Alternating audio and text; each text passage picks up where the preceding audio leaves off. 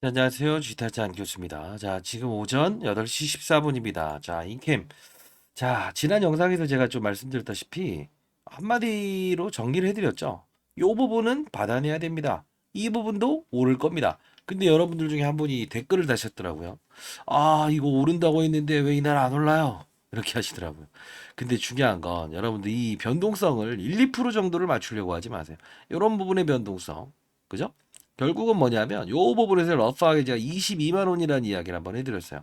22만 2천 원이긴 하지만 그래서 요 부분에서 받아내 보자. 근데 오늘 결론적으로 말씀드리면 오늘은 좀 상승폭이 나올 수는 없을 거예요. 만약 장중 상승폭이 좀 나온다고 하더라도 분명 어떤 조정이 나올 거예요. 합리적인 근거를 좀 말씀드리면 저는 이 종목에 대해서 이때부터 소개시켜 드렸죠. 근데 중요한 건 오늘은 미국 시장의 분위기를 좀 봤을 때는 이제 IT 기업들, 그죠? 이런 반도체 기업들이 주가 상승률이 좀 화려할 것 같고요. 어제 같은 경우에는 사실 이벤트도 좀 있긴 했어요. 이유는 뭐냐면 저는 항상 합리적인 걸 좋아합니다. 여러분들 구독과 좋아요 버튼 누르시면 많은 힘이 되고 사실 이런 종목들, 그죠? 바이오 쪽으로 힘이 몰렸던 코스닥 시장에 힘이 분산이 됐었던 이런 부분들 그리고 금리 인상을 제롬 파월이 할지 않냐 이런 게 어제 이제 연준 의사록이 나왔죠. 그러다 보니까 알테오젠 이런 부분들도 많이 올랐다. 사실 이것도 제가 설명을 해드렸죠 영상에서. 근데 중요한 건 요 부분이 어제 6% 정도의 훼손이 일어나긴 했지만 이게 오늘 단발적으로는 또 반등의 시그널이 나올 수는 있을 거예요. 그때 말씀드렸던 대로 상방에 대한 제한만 있을 뿐이지 이제 바이오 종목들은 이제 금리 인하 이야기를 살짝 꺼내봐야 되거든요. 그러면 이제 바이오 종목들은 부채가 많기 때문에 호재거리로 작용을 할 거예요. 그러면 이제 이런 2차전지 관련된 업종은 펀드 매니저 입장에서는 일정 부분 이제 자금의 풀이 있다고 한다면 천억을 가지고 이 업종, 이 업종, 이 업종, 이 업종 이렇게 간다고요. 그냥 계속 개인 투자처럼 매일 그냥 뭐 매일 사고 밀리면 사고 이러진 않아요. 항상 이 룰을 중요시 여기는데 지금 그래도 여러분들이 걱정하실 부분들 중에서 어떤 또 사채 물량이 또 나올 게 있지 않냐 이 생각하실까봐 미리부터 말씀드리면 4월 중순까지 이제 없습니다. 그 논란은 없어요. 그러면 지금은 앞으로 봐야 될 자세는 딱 하나죠. 뭐죠? 맞습니다. 미중 무역 갈등이 해소되는가? 어떤 진전적인 분위기가 나오는가? 이 부분이 동사에 대한 부분도 주가에 일정 부분 영향이 분명히 있을 거예요. 이유는 자 미중 무역 갈등의 최대 수혜 ILI 법안 그죠? 중국의 광물을 쓰지 마라 그죠? 그리고 중국 거 쓰지 마라 이거예요. 그럼 결론은 다시 돌아가서 이제 그 전액이라는 게 이게 이런 부분이 있죠. 뭐죠? 양극과 음극을 오가는 리튬이온 그죠? 자, 양극과 음극을 오가면서 충전과 방전을 일으킨다. 그러다 보니 리튬이온이 중요하다. 사람으로 따지면 피를 잘 두게 하는 역할을 한다. 이건 뭐 달라진 거 없어요. 근데 매번 이제 처음 보시는 부분이 있을 것 같아서 삼성 SDI 주가와 그리고 약간은 좀 달리 움직인다라고 했죠. 이유는 맞아요. 오전 강의는 이 삼성 SDI 수석 연구원 출신이고요. 전고체 배터리 만든다 하는데 전고체 배터리는 사실 힘듭니다. 힘들어요. 2027년도까지를 감안하고 얘네들은 그 말을 했다고 했죠. 2020 삼성 SDI는 전고체 배터리를 2027년도까지 만들어내겠다. 근데 결국 가격이 현재보다 5배가 비쌀 거고요. 폭발 위험은 없다는 건 장점이에요. 왜?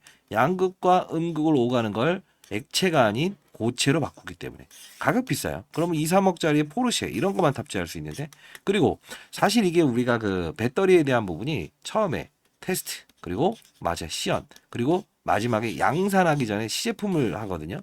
근데 이게 보통 1년씩 걸린다고 현재. 그 이제 꿈의 배터리라고 하는 배터리를 만들어내면서 전고체 배터리를 1년씩 잡았다는 건 너무 타이트한 거죠.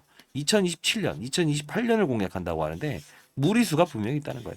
자, 너무 사전적이다. 그러면 우리는 매번 말씀드렸다시피 5월 MSCI 그죠? 요 부분을 향해서 가면 일단 여러분들이 항상 걱정하는 이슈 중에 하나가 뭡니까? 하나가 있잖아요. 예. 사물량. 근데 이 사채 물량이라는 게 반드시 나쁜 건가라는 그런 생각도 듭니다. 그죠? 자, 사채 물량 한번 잠시 볼 텐데. 요거죠. 이게 과연 그렇게 나쁜 건가요? 그렇게 큰 건가요? 저는 그렇게 생각하지 않은데. 예. 왜? 이 부분이 사실 이 블록 딜러도 처리될 수 있는 거고요. 스타트업 기업이잖아요. 스타트업 기업들 같은 경우에는 사실 2021년도에 상장한 이 기업 같은 경우에 돈이 없어서 발행한 거고요. 이 부분은 사실 여러분들 5만 원대에 발행한 물량들 지금 보게 되면 사실 이때는 정말 좀 뭐랄까요? 좀 부담이 되죠. 근데 몸집을 키운 상태에서는 이겁니다. 내가 만일에 10억짜리 아파트에 살고 있는데 카드론이 한 2천만 원 있어요. 또는 카드론이 한 5천만 원? 5천만 원 잡으면 될까나? 한 5, 6천만 원 있어요. 이게 그렇게 큰 부담인가? 전 아니라고 보는데. 예. 그리고 중요한 건 오늘의 상승폭은 제한이 있을 거예요. 왜? 그게 바로 시장의 컨셉이고 시장의 논리고 제가 20년 동안 자산운용사에 있었으면서도 항상 이 룰을 지켰기 때문이라는 거예요.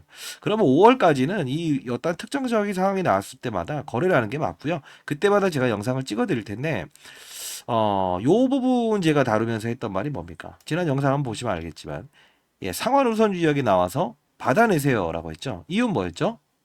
맞아요. 앱클론을 비교 설명해 드렸잖아요. 그죠? 앱클론이라는 종목이 상환 우선주라는 부분이 있다.